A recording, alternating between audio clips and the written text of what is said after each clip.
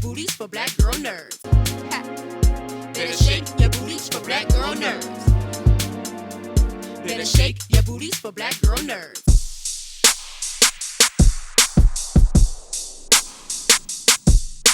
Hello, everyone. How are you? Well, thank you. Good day, Alyssa.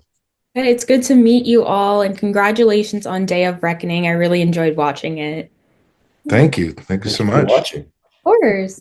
So, Zach, I wanted to start with you because I feel like John Dorsey really comes off as someone who maintains his integrity in his role as sheriff, and everyone around him seems to be deeply corrupted by the system.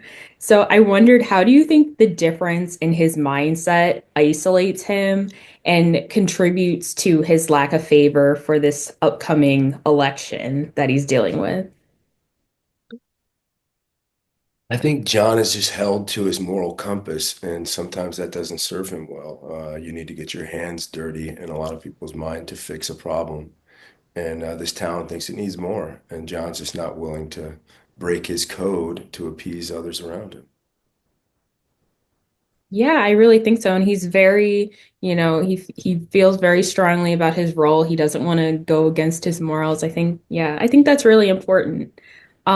In Cara, I really thought it was powerful how Emily speaks about being abused by her stepdad and how Kyle empowers her to fight back. And I know that's something that's really personal to you. And I wondered, how important for you was it to show Emily's vulnerability and show that she's so much more than just like the criminal that everybody is up against? Yeah, no, it was super important to me because I feel like a lot of times these bad guys are cast in such a bad light where it's like, oh, this is their life. They grew up in crime. They grew up in this. And it was, no, it's literally her trying to survive. She literally had to end one life in order for her to live her life. But that life that she's living is now a trap. And so you can tell by the end, when this movie starts, she has her house, she has her homestead, she's ready to like, let's make this work. Like, let's leave that life behind. And then here comes Mr. Billy Zane and his Marshal Hayden. Yeah, yeah, I think that's super important and like a really big issue to highlight. So thank you for doing so well and showing that. And Billy, I thought it was really interesting how Butch Hayden is introduced in a vulnerable state. And, he's physically unwell, but he's really committed to going after Emily and Kyle. So I wondered, how did you approach playing a character who is kind of deteriorating physically, but also relentlessly focused on this goal? You're on mute. Oh no. You're on mute, Billy. It's still on mute. Sorry, just trying to keep the noise down back here. I was just complimenting you and saying how I really appreciate these astute observations on theme and character. Really, really quite interesting. The In reference to the vulnerability, you're right. That's a really interesting starting point considering where the arc is going with this character. Yeah, I think he is genuinely fearful. There's nothing disingenuous about this. I think we find him physically impaired and you know, um, not seemingly outgunned, but he just I he's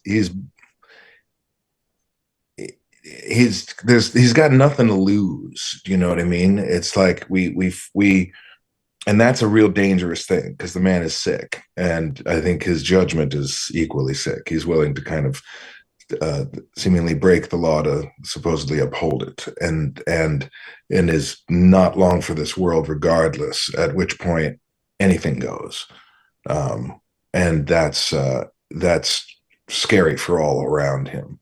And it just really, I've never played a role like that. I just found it really interesting and curiously challenging. If you're seemingly, supposedly good at what you do, you take on, we play make believe. So playing, deathly ill, not good for you.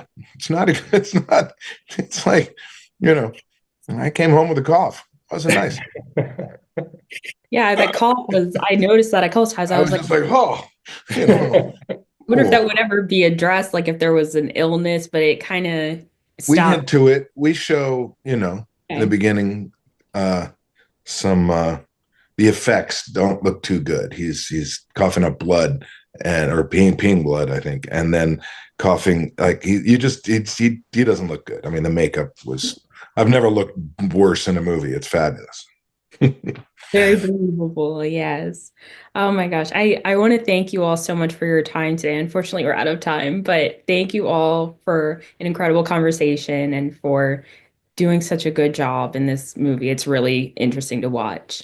No, Thank you for thank shining you. a light on this. Sorry, go ahead, Zach. Yeah, no, I was just gonna say I just wanted to echo Billy and just your observations. Like you were just very intricate in the performances, and that means a lot. So thank you. Oh, thank you all. And I hope we can all speak again soon in your upcoming projects. Appreciate that. Just to let your audiences know, while there is, the dramatic narrative worthy of this kind of interesting observation and study and conversation is in fact supported by real incredible action and very, exciting soundtrack. I mean, this movie exists on many levels, so there's strong character drama, which is often not assigned or afforded to something that is this action packed and exciting and cool. So it's this thing really works on a really cool level, highly cinematic, and we encourage you to go to theaters to see it on the big screen when we open. When? March 28th. Thank you very much. Where? Everywhere. Go. See you in the theaters. Yes, yes, definitely go to the theaters because that's important right now. Thank you. Thank you so much. Thank you.